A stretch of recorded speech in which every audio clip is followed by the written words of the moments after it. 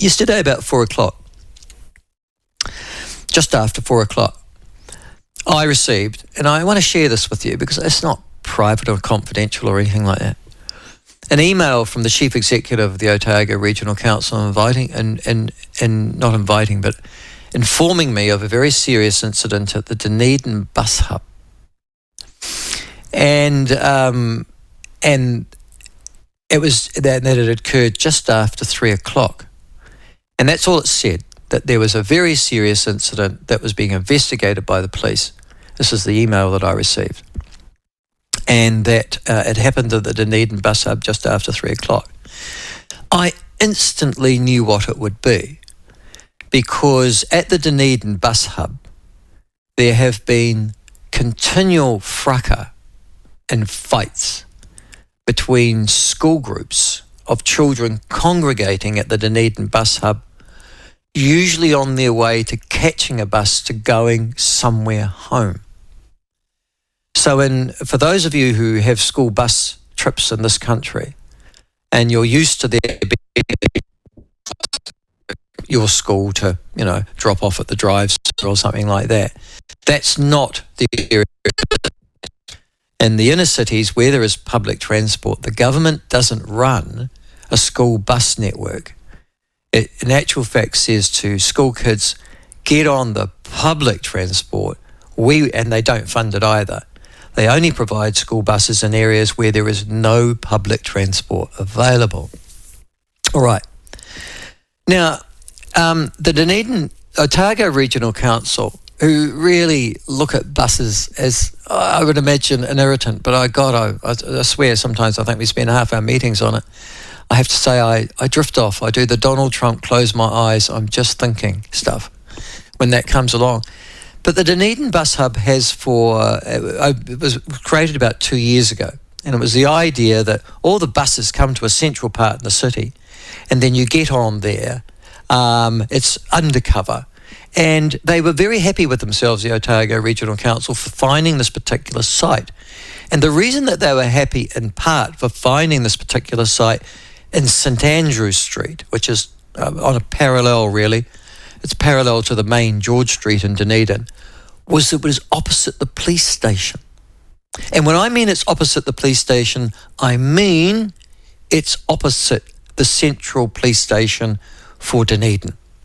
Big building, 2-3 stories, I think. I can't remember. Certainly a couple of stories. And it's a big building. Presumably, there's lots of police in there. And it's the headquarters, as I understand, of the Southern Police District as well. So you would expect there to be quite a few people who are sworn police officers in that particular building, just across from the bus hub.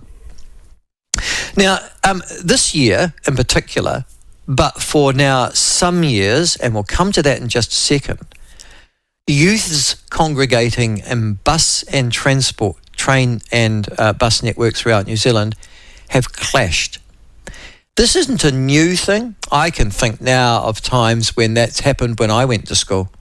And for some strange reason, particularly school boys, but schoolgirls these days as well, from rival schools will taunt and tease rather than getting on with each other and simply ignoring each other, to the point that aggressive conduct is played out and fights can and do occur. Okay. So the Dunedin bus hub has had plenty of these reports for, I don't know, months now. And they have been played out on the front page in the main of the Otago Daily Times, which was the local newspaper for Dunedin. And it's not so, as a consequence of that, and a whole series of violent incidents publicly reported upon and opposite the Dunedin police station, the Dunedin City Council, not its responsibility, because as I said, the public transport's the responsibility of the Otago Regional Council, and I think, because I don't know, I think the Otago Regional Council have funded security guards to look after the particular bus hub. Now, there's always been a bit of an argument that the New Zealand police should be doing this job, and it shouldn't fall upon the ratepayers to have to pay for security guards to look after public disorder in a well-known public disorder site. But we all know the New Zealand police are useless. So at that point, yet again, the ratepayer of this country has had to step in to provide that security. Now, we also know something else about security guards. Security guards are paid about the minimum wage. I think it's about whatever it is. They're not allowed to arrest anybody. They have a uniform and they fold their arms, and that's about all they can do.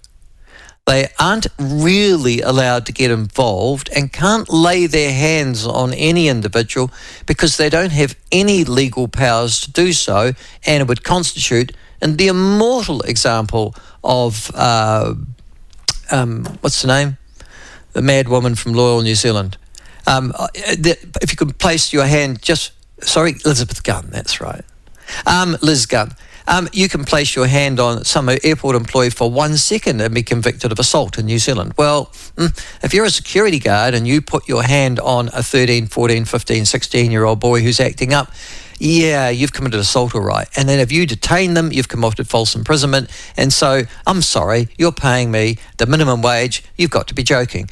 So the effectiveness of private security is all smoke and mirrors. It's all show. They're not effective at all.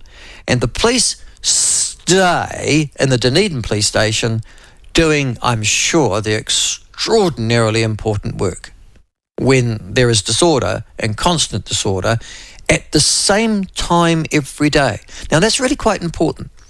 It's the disorder happens after school as students from different schools adjoining and adjacent to the bus hub congregate there to get on a bus to take them presumably to their home. And in that environment, there has been constant disorder and examples of violence. And they have, as I said, led to a rather desultory and, frankly, as we've just about to discover, incredibly ineffective response from the Otago Regional Council and the Dunedin City Council. Although I'm hesitant to, in actual fact, adjudicate blame in any way in that quarter. All right. So I get the email, there's been an incident. And I was going, oh, God, not another one. And that was my immediate response. Oh, God, not another one. You know, I must raise this at the next council meeting because, and I had some sympathy in actual fact. I don't usually have an awful lot of sympathy for bureaucrats, but I go, if only the police would do their job, I thought to myself. And then I thought, no, maybe there are other ways how this maybe could step. Anyhow, right after that, I went on to the website of the Otago Daily Times thinking, I wonder if they've reported that yet, and was shocked, stunned, breathless almost, to read that a 16-year-old boy had been stabbed. And I went, oh my God, a 16-year-old kid is stabbed. It's elevated itself to that. And there was a photo of a group of people, including, interestingly, police officers standing around, seemingly ministering aid to a stricken individual on the street. And the press report said that he had been seriously injured. I updated my website for the Otago Daily Times. There was no further update from the Otago Regional Council, and discovered, to my shock and horror, that the 16-year-old boy was now dead. And I couldn't comprehend that. I can't comprehend it still. That a boy who went to Trinity College, it used to be called Kavanagh, but you remember they had all that problems with the priests and stuff like that, and they renamed it Trinity Catholic College in Dunedin, who'd gone to school that morning, was not going home that night. He was lying stiff, well, he would be, in a morgue somewhere that particular evening, and I couldn't imagine the despair that would be visited upon his parents and his family.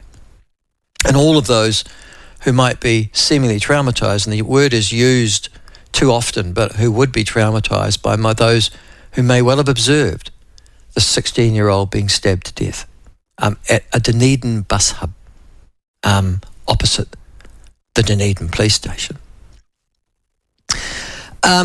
This morning, a 13-year-old boy, 1-3, third form at school at that age, a 13-year-old boy, year 9, has been brought before the youth court, and I don't know whether he's been charged with murder or manslaughter or grievous bodily harm or assault or whatever. I imagine that'll all vote down, but he's made his first appearance in the, I think, Dunedin district, must be the Dunedin district, no, in the youth court in Dunedin, which has been specially convened for this particular issue. And I'm thinking to myself, what would the parents of the 13-year-old be thinking last night and this morning as well? Because 2 lives have been destroyed, one forever and one presumably for a few decades to come.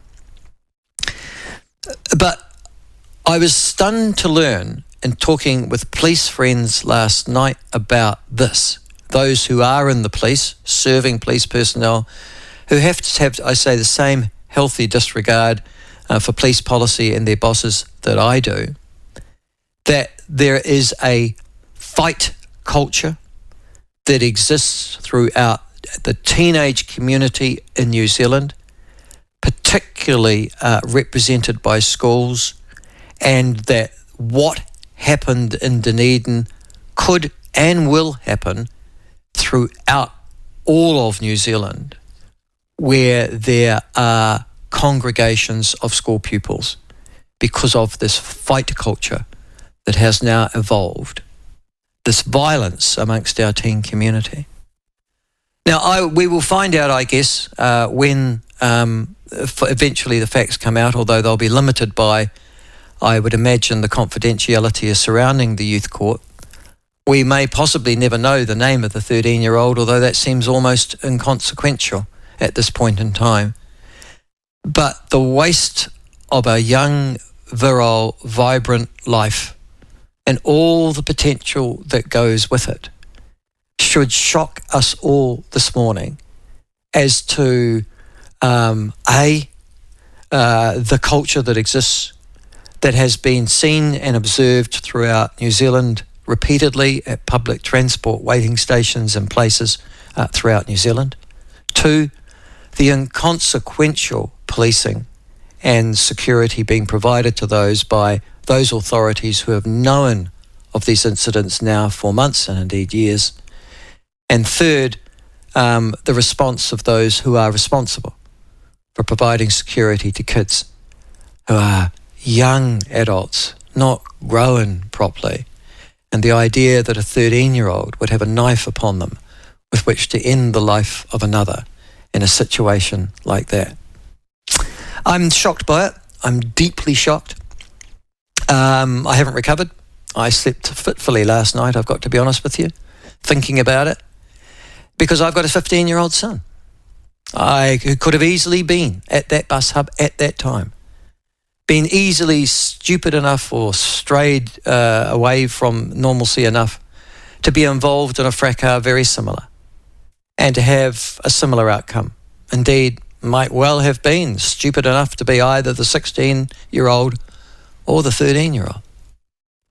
So I'm just sharing that with you this morning because I think it's an issue that has become too prevalent in our community, and that is the violence that attends teens in this country. When we got rid of smacking laws in this country, remember that?